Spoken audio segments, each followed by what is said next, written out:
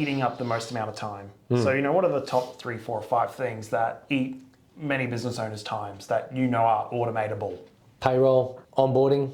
So, like you did, build an online course or a training program, even just a checklist of things to do. Another one could be, your customer onboarding. So having email sequences that can send them information, pre-write documents that you can send them and they can read through and do a customer onboarding checklist or something like that. Yeah, I know Notion is a really good tool, and you probably have some tools for customer onboarding because there's email systems and stuff like that. But how did you find that experience? So just for clarity, when I onboarded you for this YouTube experience, I sent you a Notion document and it basically had like a few pages in it, because Notion's like an online document where it feels a bit like a book, and you could click in and it's like how to get started, how to send me videos. And it was like, it just answered all the top things and helped get us set up. How did you find that Notion experience? I think it's good. I think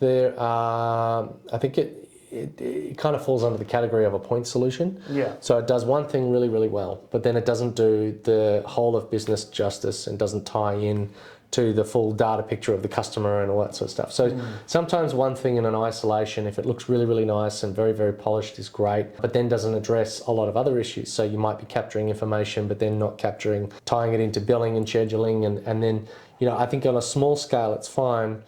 So there's things that work now, there's things that work then when you're medium size and when you're large size. So at a large size, you might want to be able to have, update 1,000 customer records into 2 clicks. Or you might want to have it so that if one thing's checked off, that it fires some other sequence of activities off. So I think it works for where you're at now, and it works really well for what we're trying to achieve and for that purpose only. Yeah. But there's a range of things that it doesn't tie into. That's really good. We should talk about that as well. We'll talk about that in a moment. How big do you automate things out? Because that's actually really interesting. I never thought of that.